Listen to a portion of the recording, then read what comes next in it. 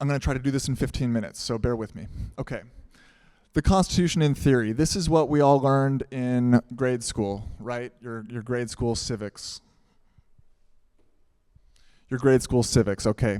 You have your 3 branches of government. You got your legislature, you've got your executive, and you've got the judicial. They all check and balance each other, and they're 3 co-equal branches of government. That sounds great, but that's in theory. Next slide, please. This is what we have the Constitution today. It's broken, okay? So, okay, well, let's start over here, the House. It's really tiny because that's how much power it has right now. The House is supposed to be the people's house. It's supposed to be the most representative part of our government, and the part that we are taught in school is like, that's the closest to the people, right? Well, the House is part of the legislative branch, and it is checked by the Senate. I don't know if you've been following the legislation recently, but the Senate is passing a bill, and they're basically telling the House, like, it's going to be our way or the highway, which I don't really like the bill that's in the news right now, but whatever. It's also happened with the Inflation Reduction Act under Biden and with Obamacare under Obama. Same kind of deal. The Senate got its way. So the House doesn't really check the Senate checks the House. Okay. The Senate could, in theory, check the executive, but really that only happens when the Senate is controlled by a different party than the executive, as we're seeing right now. So it doesn't really do that. The Senate is supposed to check the judiciary, which it does, kind of. It influences it, right? It gets to choose. But it really, it's just for partisan ends, right? You've got the judiciary. The executive is supposed to be checked by the legislature and the judiciary, and currently no one is doing that. There are, like, pieces of the Supreme Court decisions that are like, oh, well, you can only do it in these scenarios or whatever. Like, but they're ignoring the court laws as the executive branch, and it continues to gobble up more power. It's a mess. It's a mess. So what's the first reform here? What's the solution, right? Can we go to the next slide? The solution is we abolish the Senate. The reason, thank you. The reason that we do this is to basically empower the legislative branch so that it can do the checks on the executive that it's supposed to do, that we learned about in civics in grade school. Because, as you know, there's never been a president that has been impeached and removed from office. The current president was impeached twice, but never removed. Bill Clinton was impeached once, wasn't removed. Going back to Andrew Johnson in the 1860s, he was impeached, he wasn't removed. Nixon probably would have been removed, but we don't know. They never had a chance to vote because he quit. Anyway, the Senate basically prevents the House from checking the executive. It's unfair represented from a democracy point, obviously, but that's kind of not the point here. This will also make it easier to check the judiciary because it's just one branch and it's the closest one to the people. Yeah, let's go to the next slide. So this is what the new structure of the government would look like, where you have the House, which has more power, and the checks and balances are working as they were supposed to, as we all learned. But the House needs reform as well. Okay, next slide, please. So we got to increase the size of the House. A lot of people are in favor of this. I propose 695 seats. Why 695 seats? That seems kind of random. Perhaps. It's random, but it's not, because it is the cube root of the population of the United States. Cube root, for those who are not math aficionados, is if you multiply 695 by itself, and then by itself again, you get the population of the United States, which is about 330 million, or at least it was in 2020. And as you can see from this chart, the orange line here is the historic number of representatives that the House had. The green line is what the House would have had if it had been the cube root of the population the whole time. And then blue is our population. What happened here? Well, in 1920, the House didn't like how the new apportionment was going to be, and so they locked it at 435, and it stayed there ever since, even as our population has more than tripled. Next slide, please.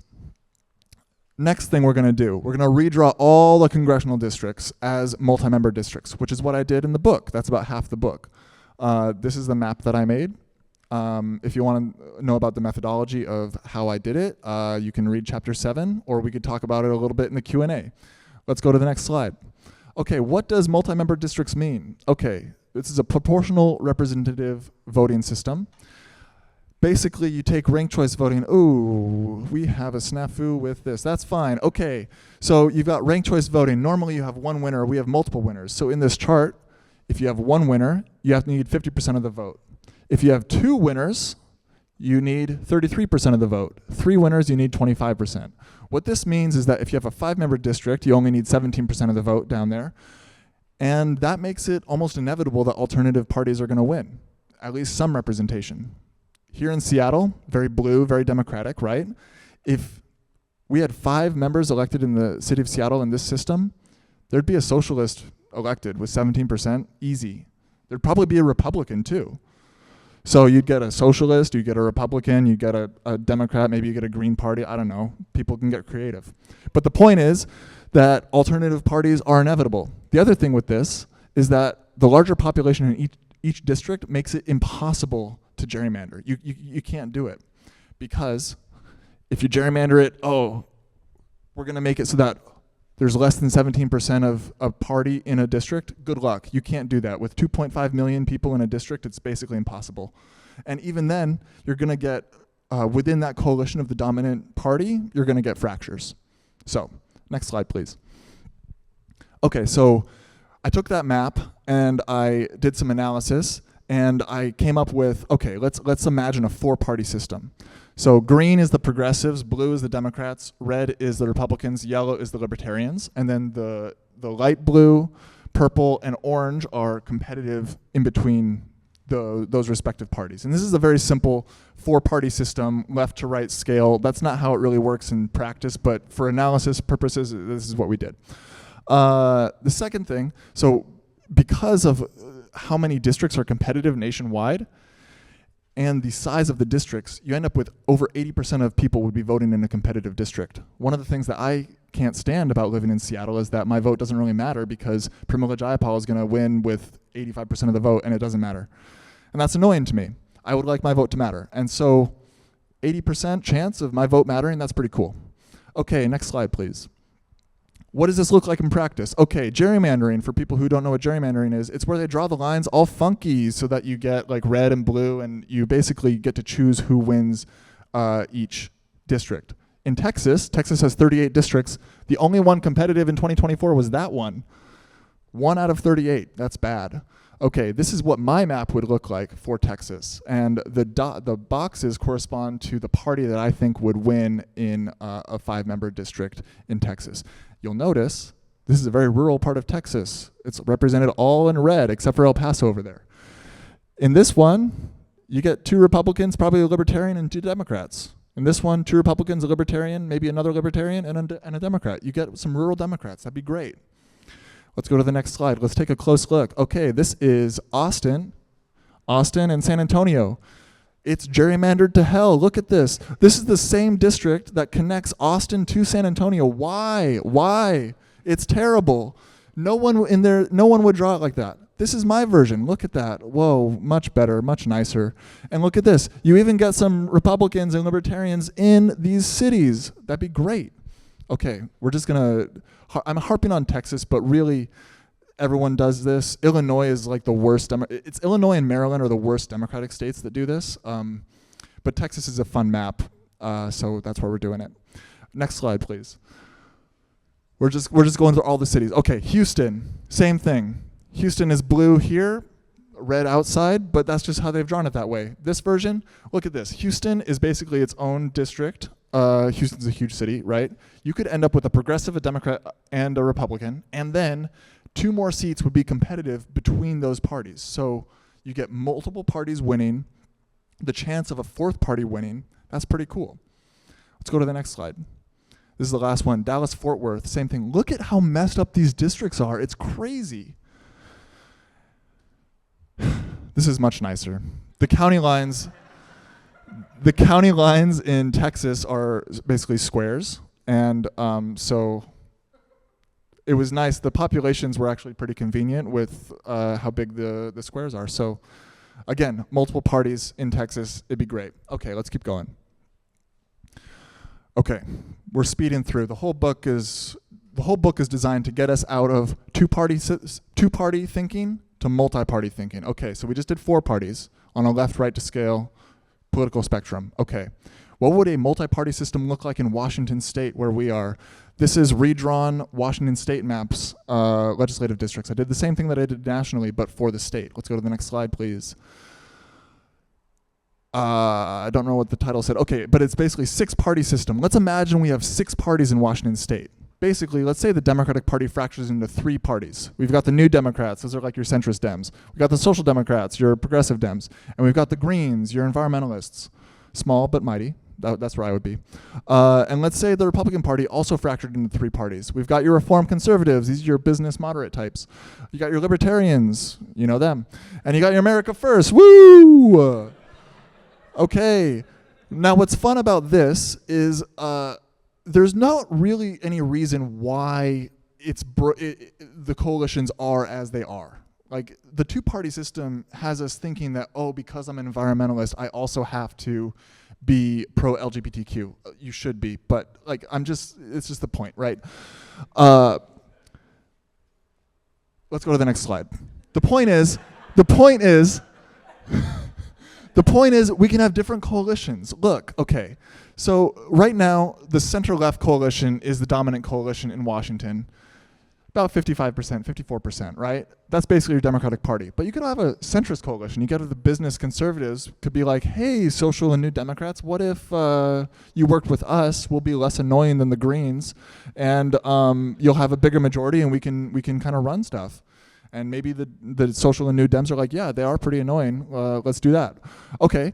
You could have a centrist center-right party where the New Democrats could be like, these progressives are really annoying, and the Greens, oh my God, let's just do some businessy stuff and kind of leave that other stuff aside.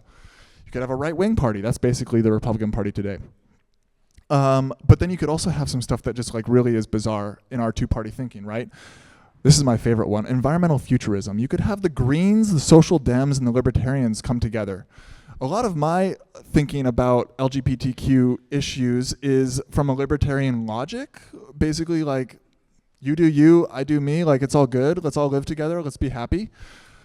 Maybe they could find common ground once we're out of the 2-party system. And of course, right now, these coalitions wouldn't be a majority, but maybe that changes in the future. And then lastly, you've got the avocado coalition. These are basically eco-fascists, okay? So you got the Greens, you got America First, and you got the Libertarians. These people would be like, Washington State for Washington State only, everybody else get out, and we're going to like destroy the economy, but it's going to be green and it's going to be an environmental future for everyone that lives here right now and never any more people. Okay, let's go to the next slide. Other reforms in the book that we don't have time to get into right now because I don't want to talk for forever. Popular vote for president, pretty simple. Let's just do it. Electoral college is terrible. 60% of Congress to impeach the president. Right now it's 2/3. It's too hard. It's just too hard. A check that has never been exercised, it's not a check. And 60% is still a lot, It's not majoritarian. Like, an issue with parliamentary governments is that you get 51% and they're just like, the prime minister sucks, we're voting no confidence out. I think that's too easy. And the court, oh my God. The Supreme Court drives me crazy. Let's expand the court to 21 justices.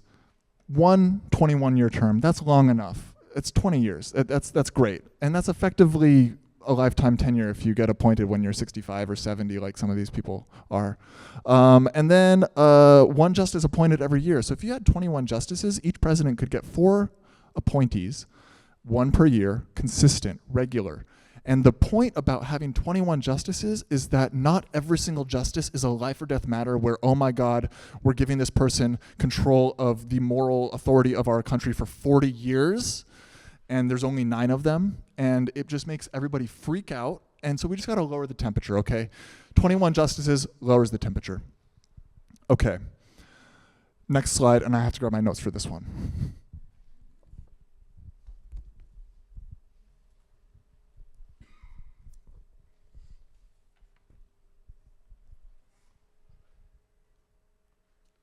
So the first time I saw an upside down American flag, I was actually at a play with Brendan when we lived together like 10 years ago, something like that. And I don't remember anything about the play other than at the end, the actors, the characters kind of like broke the fourth wall and they just like were decrying the imperial US or some leftist something, you know? And it was an upside down American flag, and I was like really taken aback by that. I was like, whoa, that was a statement. And it's a statement of distress. That's what it is. Flags are powerful symbols. On the cover of my book, there are 3 American flags. There's an American flag here. This flag is upside down. And that's because we're in distress right now. A lot of people are comparing what's happening right now to Germany in the 1930s. That's relevant, but that's not what I want to talk about. What's happening right now is reminiscent of stuff that's happened in our history, specifically Japanese internment in the 1940s and the Fugitive Slave Act in the 1850s.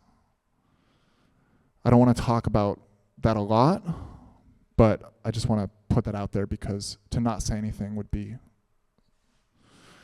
unconscionable. What should we do about that? I don't have all the answers, unfortunately.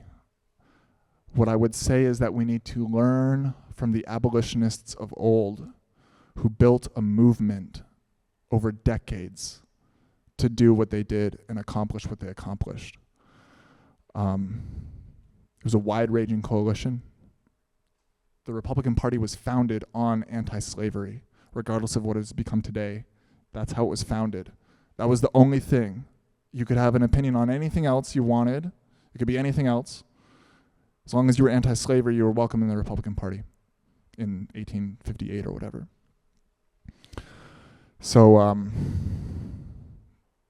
that's it. The book is trying to address the long-term structural issues because what's happening now is the acute form of the distress that our country has been in for decades, longer than I've been alive.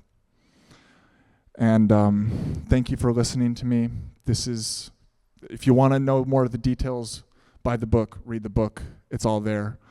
I'm happy to take some questions and have some discussion. Thank you.